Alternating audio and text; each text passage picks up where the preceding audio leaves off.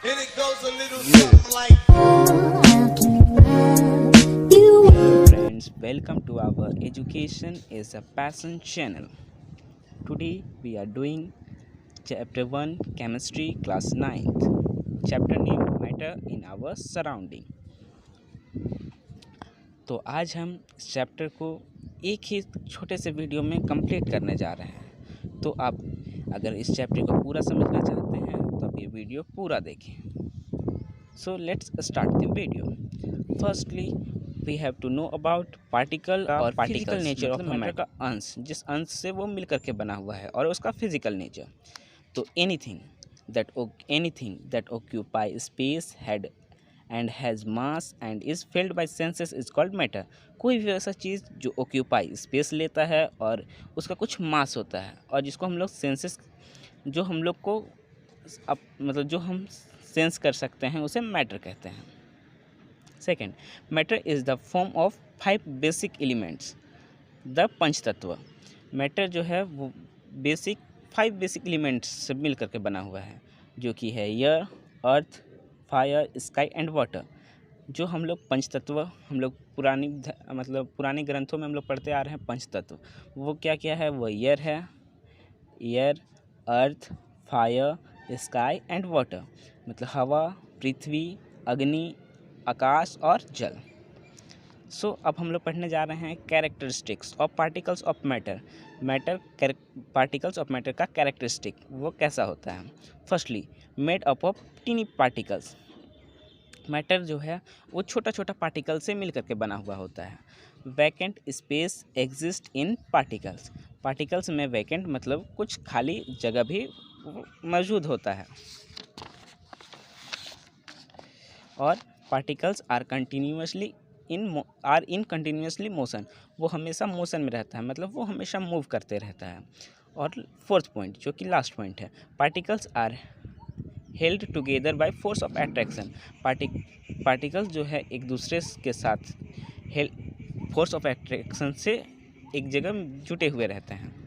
तो अब हमारा दूसरा पॉइंट जो है स्टेट्स ऑफ मैटर का स्टेट्स।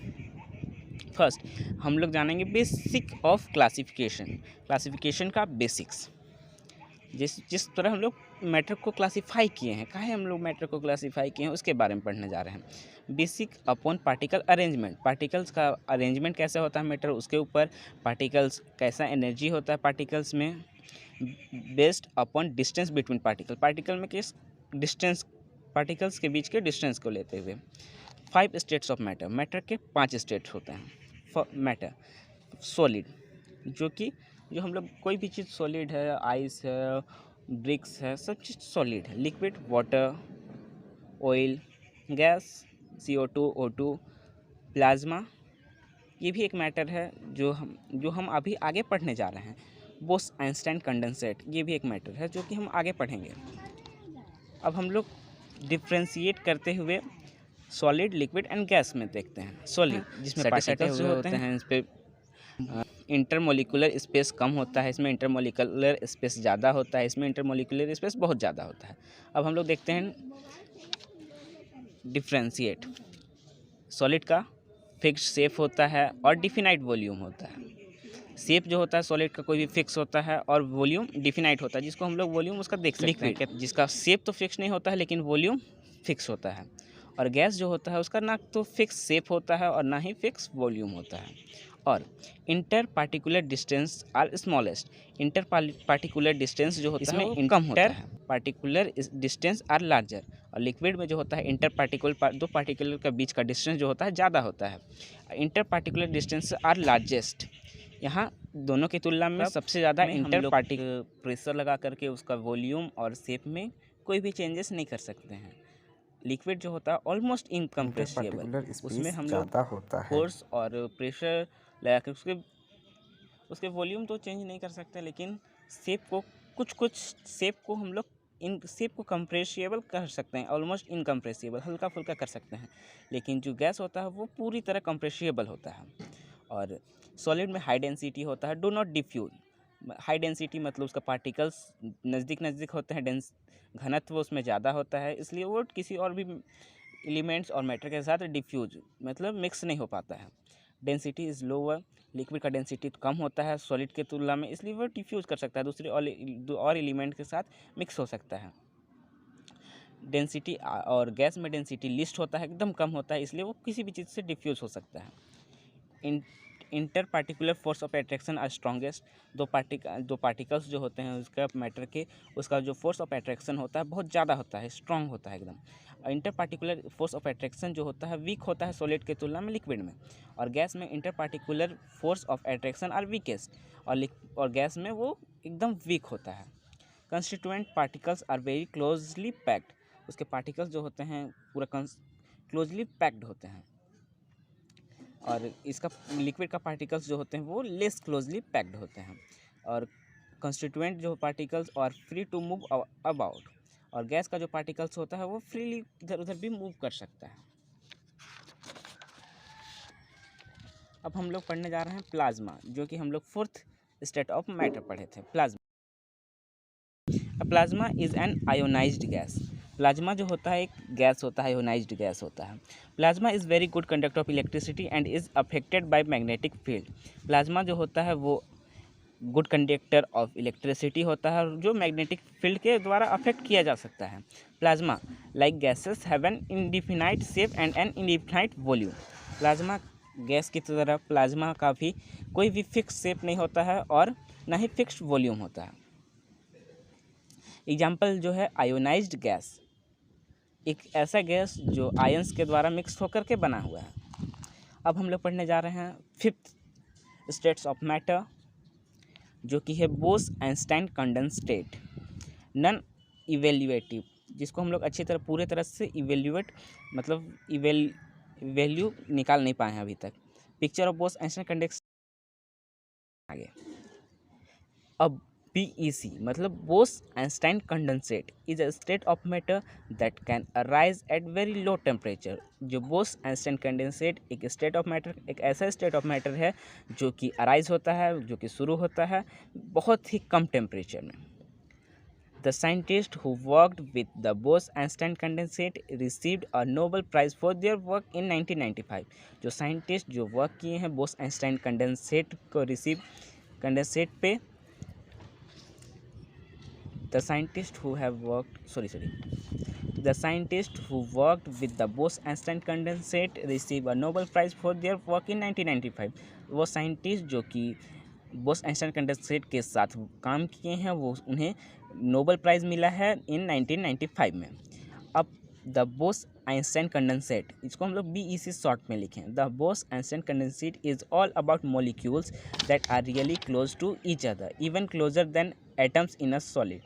बोस-आइंस्टाइन कंडेंसेट का मॉलिक्यूल्स जो होता है वो बहुत ही क्लोजली पैक्ड होता है, वो इतना ज़्यादा क्लोजली पैक्ड होता है जिसका सॉलिड का एलिमेंट्स से भी ज़्यादा क्लोजली पैक होता है।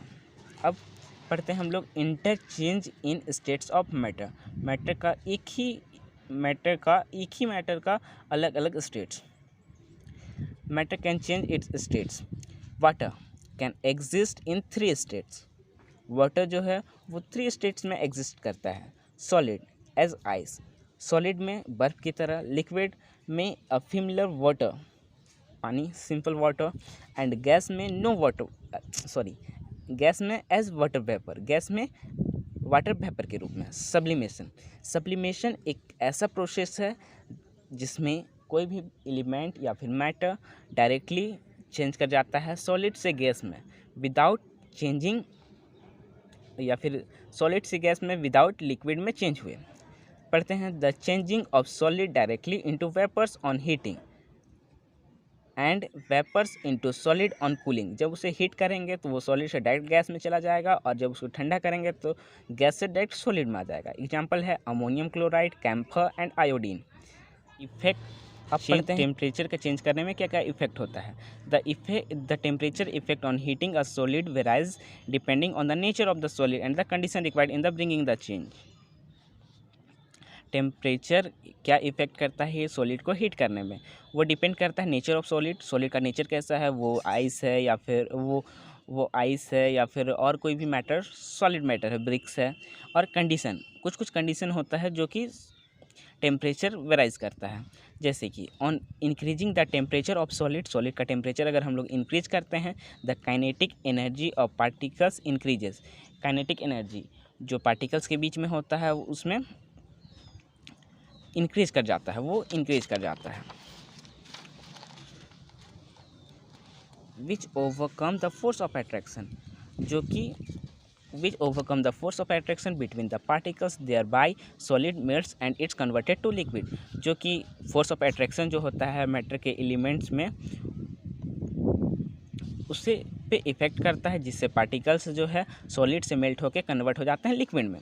The temperature at which a solid melts to become a liquid at the atmospheric pressure is called its melting point. ऐसा टेम्परेचर जो कि सॉलिड को लिक्विड में चेंज करने, जो एटमॉस्फेरिक प्रेशर के दौरान सॉलिड को लिक्विड में चेंज कराता है, वो उसका मेल्टिंग पॉइंट होता है। The melting point of ice, ice का मेल्टिंग पॉइंट जो है 273 केल्विन, 273 केल्विन है, 273.16 केल्विन, जिसको हम लोग 273 केल्विन कहते हैं। The process of melting that is change of solid state into liquid state is known as fusion.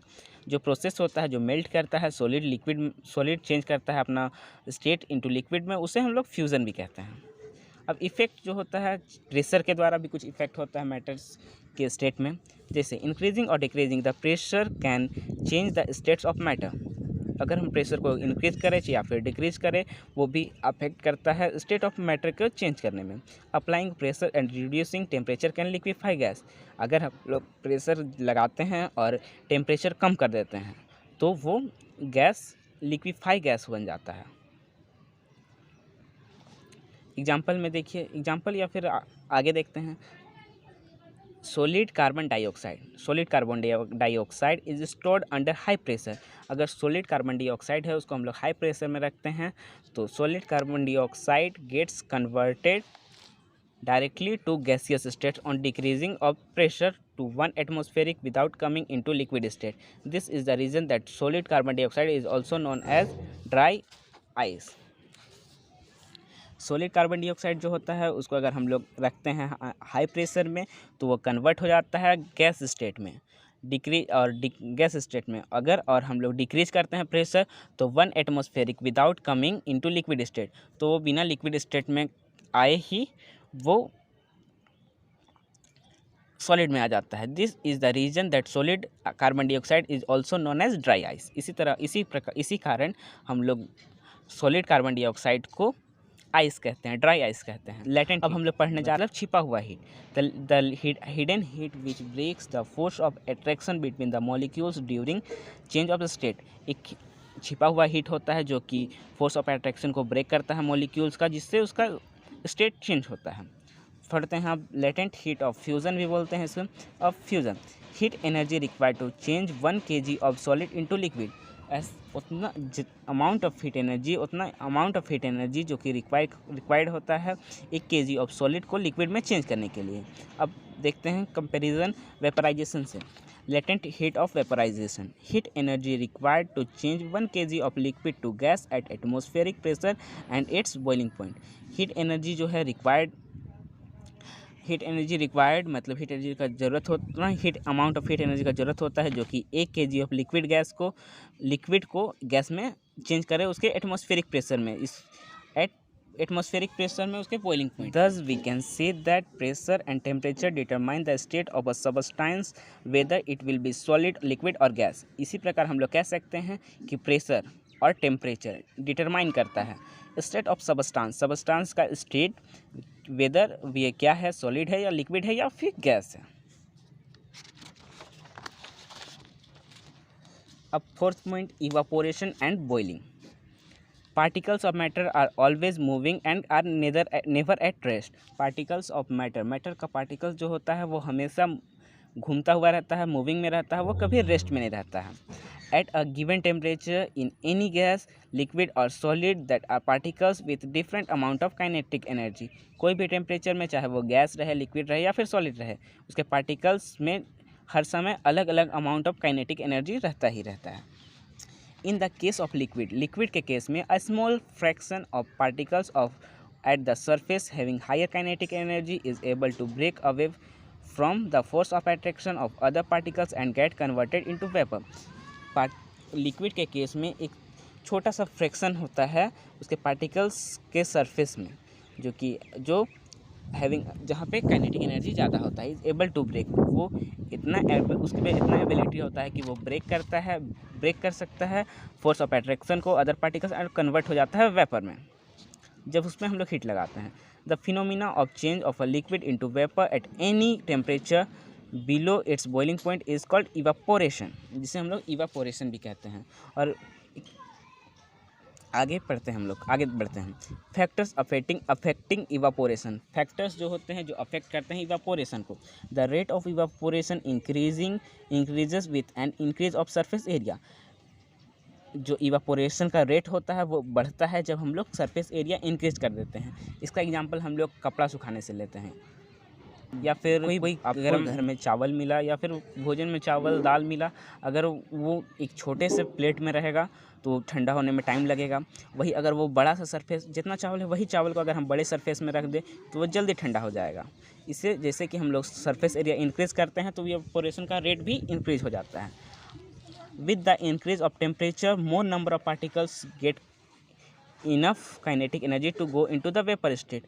Increase करते हैं टेम्परेचर से तो ज़्यादा नंबर ऑफ पार्टिकल्स होता है जिसका काइनेटिक एनर्जी वेपर स्टेट में चेंज होता है। अब हम लोग पढ़ने जा रहे हैं ह्यूमिडिटी। अब ह्यूमिडिटी वो भी अफेक्ट करता है। Humidity is amount of water vapour present in air. The air around us can not hold more than a definite amount of water vapour eight a given temperature. Humidity जो है वो amount of water vapour present होता है air में, जो the air around us can not hold more than a definite amount of water vapour eight a given temperature. Air जो है definite मतलब तय रहता है, उतना ही वो वाटर वेपर होल्ड करता है एक गिवन टेम्परेचर में। If the amount of water in air is already high the rate of evaporation decreases. अगर अमाउंट ऑफ वाटर, अगर पानी का अमाउंट ऑफ वाटर का वेपर जो है अगर हवा में ज़्यादा रहेगा तो रेट ऑफ इवेपोरेशन कम हो जाएगा। वाइंड स्पीड ये भी अफेक्ट करता है इवेपोरेशन को। Wind speed, the higher the wind speed the more evaporation. जहाँ पे वाइंड स्पीड ज़्यादा होगा वहाँ इवेपोरेशन ज़्यादा होगा। जैसे कि हम लोग कपड़ा सुखाते हैं, अगर हवा में कपड़ा सुखाएंगे तो वो जल्दी सूखता है। अब इवेपोरेशन जो होता है वो काउज कूलिंग इफेक्ट। इवेपोरेशन जो होता है वो काउज करता है cooling effect. Particles of liquid absorb energy from the surrounding to regain the energy lost during evaporation. Particles liquid के जो होते हैं वो एनर्जी सराउंडिंग से गेन करते हैं जो कि वो खोए थे इवेपोरेशन में। मीन्स कोई भी भींगा हुआ कपड़ा जो था वो धूप की गर्मी से सूख जाता है तो वो वेपर जो था वो अपना एनर्जी खो देता है। जो ठंडा वेपर होता है वो अपना एनर्जी खो देता है सूरज के गर्म किरणों की। तो वो अपने खोने के बाद वो अपना एनर्जी रीगेन करता है, मतलब वहाँ पे ठंडा या फिर कोल्ड क्रिएट करता है। अब हम लोग देखते हैं इवापोरेशन और बॉइलिंग के बीच में डिफ्रेंशिएट या फिर इवापोरेशन वर्सेस बॉइलिंग। बॉइलिंग और इवापोरेशन में क्या क्या अंतर है। Boiling is a bulk phenomenon. Particles from the bulk of the liquid change into vapor state। Boiling जो है एक बल्क मतलब एक होल फिनोमिनन है जिसमें particles from the bulk whole of the liquid change. Particles जो है लिक्विड का चेंज हो जाता है वेपर स्टेट में, मतलब कोई भी पानी हम लोग गर्म करते हैं वहाँ पे बॉइलिंग होता है। इवापोरेशन एक सरफेस फिनोमिनन है जो particles from the surface gain enough energy to overcome the force of attraction present in the liquid and change into the vapour state. Evaporation एक सरफेस फिनोमिनन है, इसमें हम लोग को एनर्जी नहीं लगाना पड़ता है, जैसे कि बॉइलिंग में हम लोग को गर्म करना पड़ता है। जैसे हम लोग अगर कोई भी पानी गर्म करते हैं तो वहाँ पे हम लोग एनर्जी लगा रहे हैं, इसलिए वो बॉइलिंग है। और इवापोरेशन जो है सरफेस फिनोमिनन है, इसमें हम लोग एनर्जी अपने आप नहीं, एनर्जी इसमें भी लगता है लेकिन ये एनर्जी अपने आप गेन करता है, इसको हम लोग एनर्जी नहीं देना पड़ता है। Particles from the surface gain enough energy to overcome the force of attraction present in the liquid and change into the vapour state. Evaporation जो फिनोमिनन है जिसमें पार्टिकल्स एनर्जी गेन करते हैं और अपना फोर्स ऑफ अट्रैक्शन को overcome करते हैं और जो कि लिक्विड में प्रेजेंट होता है और उसको वेपर में चेंज करते हैं। अब हम लोग पढ़ने जा रहे हैं केल्विन एंड सेल्सियस स्केल। अब हम लोग जानना जा रहे हैं केल्विन और Celsius scale, kelvin is the SI unit of temperature. Kelvin जो है एसआई यूनिट ऑफ टेम्परेचर है, जो कि इंडिया में तो लगभग यूज़ कम ही होता है, बाहर विदेश में कुछ यूज़ ज़्यादा होता है इसका। Kelvin is the SI unit of temperature. 0 degree Celsius, 0 degree Celsius में 273.16 केल्विन होता है, जो कि हम लोग लेते हैं 0 degree Celsius equal to 273 kelvin. SI unit of temperature is kelvin. Temperature kelvin, अगर टेम्परेचर को केल्विन में लेते हैं इक्वल टू टेम्परेचर सेल्सियस में लेते हैं तो उसको 273 ऐड करना होगा सेल्सियस में, तब वो केल्विन में टेम्परेचर आएगा। Kelvin scale of a temperature has always positive sign. Kelvin scale of temperature होता है वो कभी नेगेटिव साइन में नहीं जाता। जैसे कि हम लोग जैसे सेल्सियस में बोलते हैं कहीं का कोई भी श्रीनगर का टेम्परेचर जो है -20 डिग्री सेल्सियस चला गया, लेकिन केल्विन कभी भी नेगेटिव में नहीं जाता है, वो हमेशा पॉजिटिव रहता है। एटमॉस्फेयर, एटीएम, इसको एटमॉस्फेयर को हम लोग शॉर्ट में एटीएम भी लिख सकते हैं, is a unit of measuring pressure exerted by a gas. The SI unit of pressure is pascal. Atmosphere, ATM जो है एक unit of measuring pressure exerted by a gas. ATM एक यूनिट है जिस पे हम लोग मेजर करते हैं प्रेशर जो कि गैस के द्वारा एक्सर्ट किया गया है। The SI unit of pressure is pascal, जिसको हम लोग पीए से डिनोट करते हैं। 1 atmosphere equal to 1.01 into 10 to the power 5 pascal. एक एटमॉस्फेयर, एक एटीएम में 1.01 into 10 to the power 5 pascal होता है। The pressure of air in atmosphere is called atmospheric pressure. The pressure जो होता है एयर का एटमॉस्फेयर में, उसको हम लोग एटमॉस्फेरिक प्रेशर कहते हैं। The atmospheric pressure of a sea level is 1 atmosphere. जो एटमॉस्फेरिक प्रेशर जो सी लेवल का होता है वो 1 एटमॉस्फेयर होता है या फिर 1 एटीएम होता है, जिसको हम लोग 1.01 into 10 to the power 5 pascal भी कह सकते हैं। And is taken as the normal atmospheric pressure, जिसको हम लोग नॉर्मल एटमॉस्फेरिक प्रेशर लेते हैं। हमारा आज का चैप्टर एंड होता है। मैं आशा करता हूँ आपको ये मेरा वीडियो पूरा पसंद आया होगा, पूरा समझ में आया होगा। अगर आपको वीडियो समझ में आया तो अपने दोस्तों के साथ शेयर करें और हमारे चैनल को सब्सक्राइब करें। Thank you. और अब हम मिलेंगे एक अगले वीडियो में, अगले इसी तरह के वीडियो में।